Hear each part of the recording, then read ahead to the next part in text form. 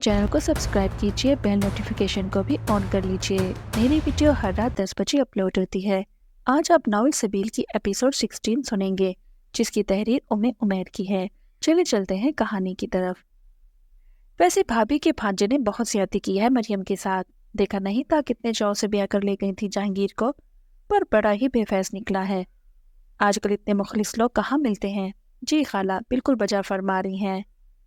रानी, तुम जब से आई हो कभी अकेले में मौका ही नहीं मिला कि बात कर सको, और फिर भाई और भाभी से पूछकर इनके जख्मों को खरीदने वाली बात है।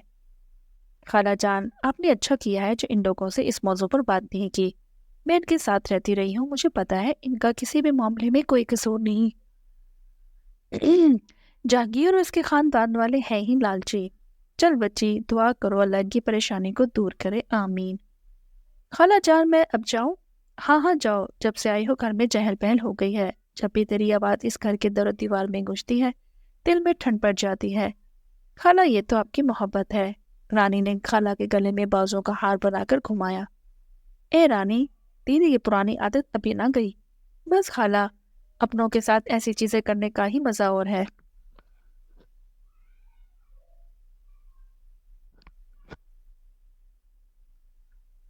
मैं तो चली खाला। रानी ने इसी पुराने अंदाज में गदगड़े लगाते जीने चढ़ना शुरू कर दिया, लेकिन वो इस बात से बिल्कुल बेखबर थी कि वो किसी की अचपटी निगाहों के हसार में आ गई है। बस यार अकरम, जिंदगी के झमेलों में ऐसे पड़े कि दोबारा मास्टर चक्कर न लगा पाया। ये तो इत्तेफाकन अदील जहाज में मिल गया, तो दोबारा से मिल बैठने का मौका मैसर आ गया। सलेम यार, ज़ियाद के बारे में हमने जब सुना तो इस वक्त हम पाकिस्तान थे, वरना आप लोगों से मिलने जरूर लंदन आते। यार ये तो कुदरत के फैसले हैं, कब किसने जाना है कुछ पता नहीं। बहुत रंज हुआ ज़ियाद के बारे में सुनकर। ताया सलीम आंखों में आने वाली नमी पर काबू पाते हुए गोया हुए। बस यार, अल्लाह जिस हाल में रखे, अल्लाह का बहुत शुक्र है। इसी की हिकमतें हैं, वही जानता है। बिल्कुल बजा फरमाया तुमने सलीम। अंस एक कोने में खामोश बैठा बुजुर्गों की बातें हमातन गोश सुन रहा था, जब अदील की मुतलाशी निगाहें हल्के से खटके पर बैरूनी खिड़की की तरफ उठ रही थीं, जिसको अंश बार बार नोट कर चुका था, लेकिन सब्र का दामन थामे हुए था। अंश बेटा, सबने खाना खा लिया है, बोलो चाय भिजवा दो। जी ताया जान, बस अभी बोलता हूँ।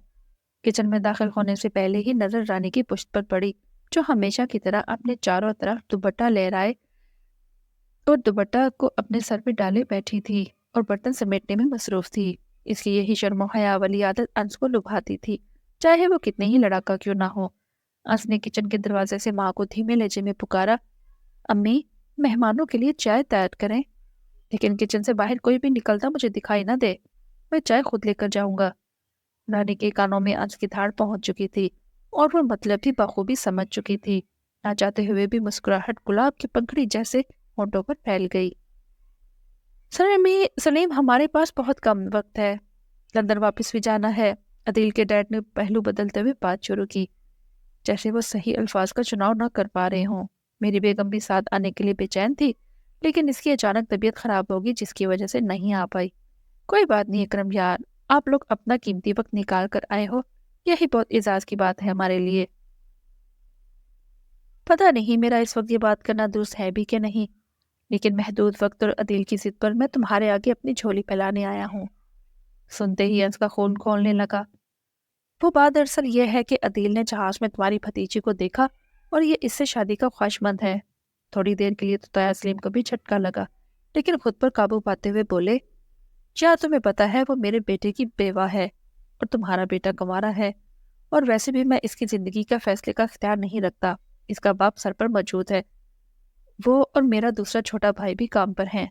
हम बिना रानी बेटी की मर्जी के किसी किस्म का फैसला का इख्तियार नहीं रखते, और वैसे भी अदील के लिए यहाँ पाकिस्तान से एक छोड़ कई कुंवारी बच्चियां मिल जाएंगी। सलीम यार, अदील को आपके भतीजे के बेवा होने पर भी कोई इतराज नहीं है। सबको सैराब वफा करके प्यासा रहना, तुझको ले डूबेगा ए दिल, तेरा दरिया बहाना। अंश की बर्दाश्त बिल्कुल जवाब दे गई। बहुत मुश्किल से अपनी तनी रगों को काबू किया और जुबान को दांतों तले दबाया। बहुत मुअत्तब लहजे में गोया हुआ, ताया जान, मुझे इजाजत दें तो मैं कुछ अर्ज करूं। हाँ हाँ अंश, जरूर बेटा, बात करो। अंकल, बात कुछ यूं है कि आप और अदील भाई इतनी दूर से सफर करके तशरीफ लाए हैं। آپ نے ہمیں عزت بخشی، ہمارے لیے یہ بہت بڑے اعزاز کی بات ہے۔ جہاں تک بات آپ کے بیٹے عدیل کی ہے کہ ان کو کسی قسم کا کوئی اعتراض نہیں ہے، لیکن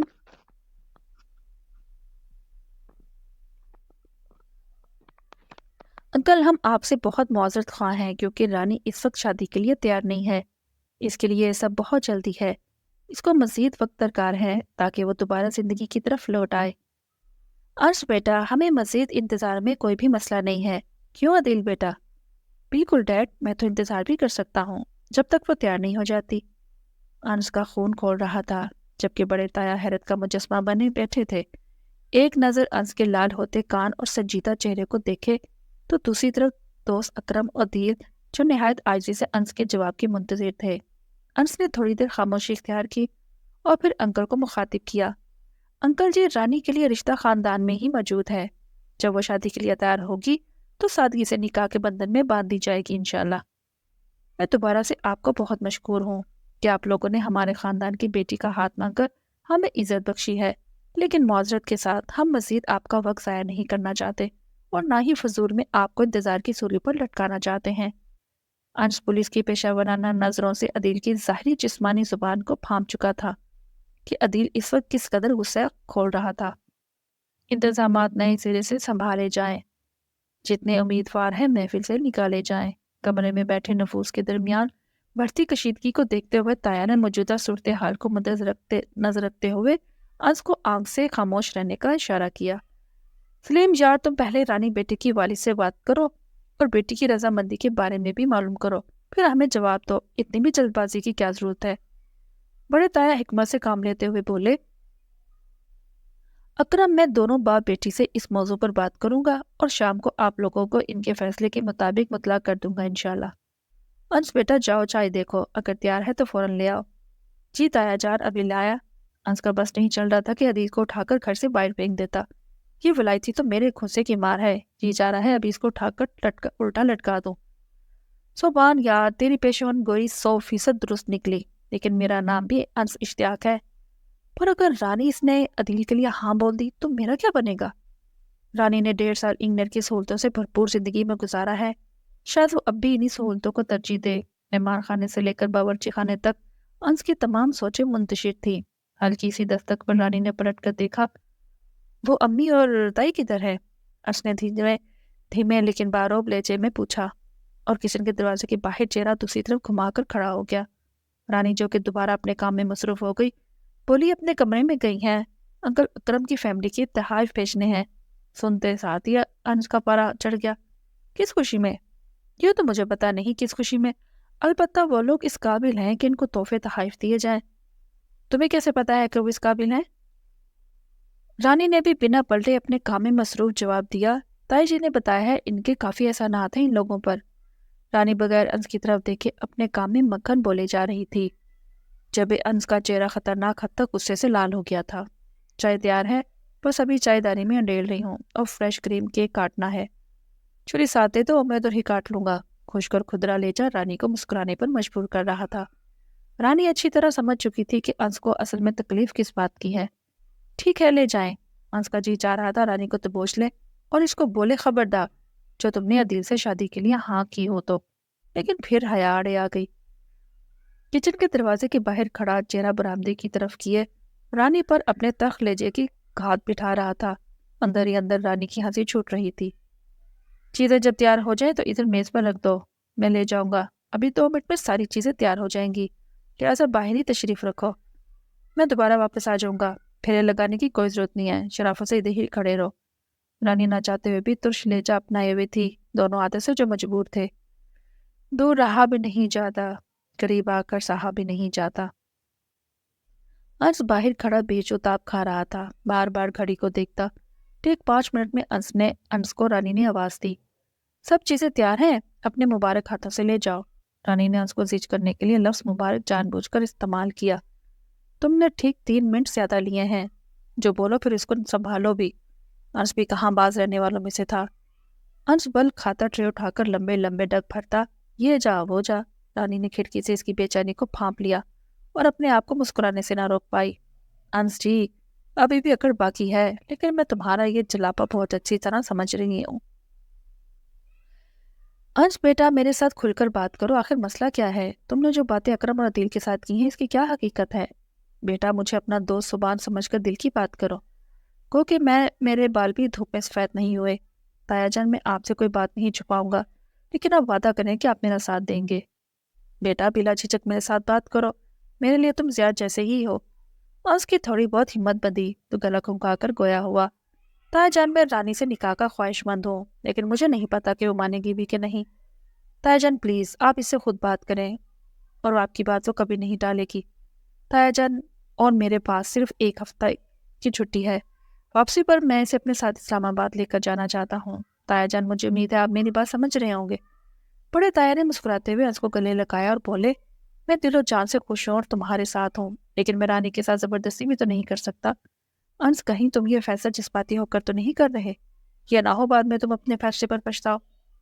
पछताने का तो सवाल ही पैदा नहीं होता ताया जान, मैंने ये फैसला बहुत सोच समझ कर किया है। क्या तुम्हारे वालिदैन इस बात से बाखबर है?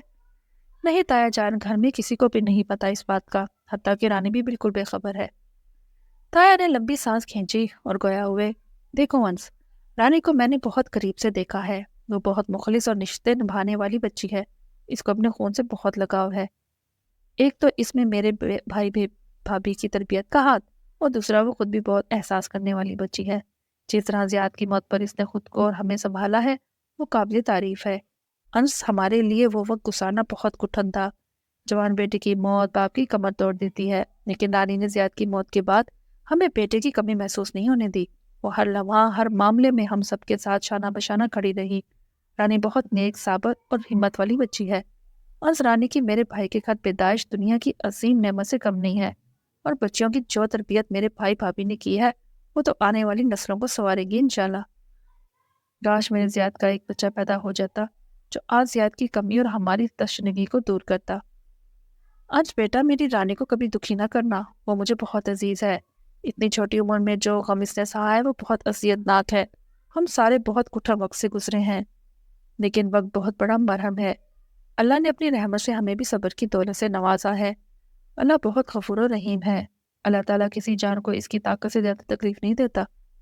जो नेकी करे वो इसके लिए है, और जो बुराई करे वो इस पर है। ए हमारे रब, अगर हम भूल गए हों या खता की हो तो हमें ना पकड़ना। अल्लाह हम पर वो बोझ ना डाल जो उन लोगों पर डाला था जो हमसे पहले थे। ए हमारे रब, हम पर वो बोझ ना डाल जिसकी हमें ताकत ना हो, और हमसे दरगुजर फरमा और हमें बख्श दे और हम पर रहम कर। तू ही हमारा मालिक है, हमें काफरों की कौम पर गलबा अता फरमा। सूरत बकरा 286। ताया जान मैं आपको कभी भी किसी किस्म की शिकायत का मौका नहीं दूंगा, लेकिन आपने मेरा साथ देना है। तुम बेफिक्र हो जाओ अंश, मैं आज ही सब घर वालों से बात करता हूँ और फिर देखते हैं रानी क्या कहती है। ताया जान आप अदील के रिश्ते का जिक्र किसी से भी न करना, ये ना हो रानी के लिए हाँ बोल दे। बड़े ताया का कहका बुलंद हुआ, यार ये तो बताना पड़ेगा, आखिर को वालदैन का हक मेरे से भी ज्यादा है, और अल्लाह न करे बाद में कोई मसला पैदा हुआ तो वो शिकवा कर सकते हैं कि मैंने इनसे ये बात कसदन छुपाई है। अंश मेरे बेटे बिल्कुल दिल ना जलाओ, रानी इंग्लैंड में फरेफ्ता होने वालों में से नहीं है। आज अगर हम इधर बैठे हैं तो सिर्फ इसी की पुरजोर कोशिशों की वजह से, वरना शायद आज अकेले ही दिल जला रहे होते। इधर सबके साथ हमारा भी दिल बहला रहता है। अच्छा ताया जान, आप अभी रानी को बुलाकर पूछ लें, मैं अपने कमरे में चला जाता हूँ। शाम को जब बाबा और चाचा काम से आएंगे तो फिर इनसे बात कर लेना। अंश यार हौसला बुलंद रखो, और ये एलिट फोर्स नहीं है ये थाना जिधर तुम्हारा रोप चलेगा। ताया खिलखिलाकर हंस दिए, आपने वादा किया था निभाना तो पड़ेगा। अंश तुम अपने कमरे में चले जाओ, मैं सब संभाल लूंगा इंशाल्लाह। बड़े ताया ने यकीन दहानी कराई, लेकिन अंश को अपने और रानी के गुज़श्ता मामूलात का खूब अंदाजा था, इसलिए दिल हचकोले खा रहा था। ओ सो भी उठा ले फोन निकम्मे, बेगम का फोन तो बेल बजने से पहले ही उठा लेता है रन मुरीदों का सरदार। अंश बार बार कॉल करने से जिच हो चुका था। आखिर तंग आकर फोन कुर्ते की जेब में डाल दिया और कमरे के चक्कर काटने लगा। हाय इंतजार कितनी बुरी चीज है, इसका अंदाजा तो आज हो रहा है। सुबह सच्चा ही अपनी रुखसती का रोना रोता था। चलो मैंने इस कारखाने में शिरकत कर दी है, शायद इसी के बदले में मुझे भी अल्लाह की मजीद रहमत नसीब हो जाए। उससे सत बिस्मिल्लाह करा, सुबहान भाई तू किधर थे निकम्मे, कब से फोन कर रहा हूँ और एक तू है उठा ही नहीं रहा था।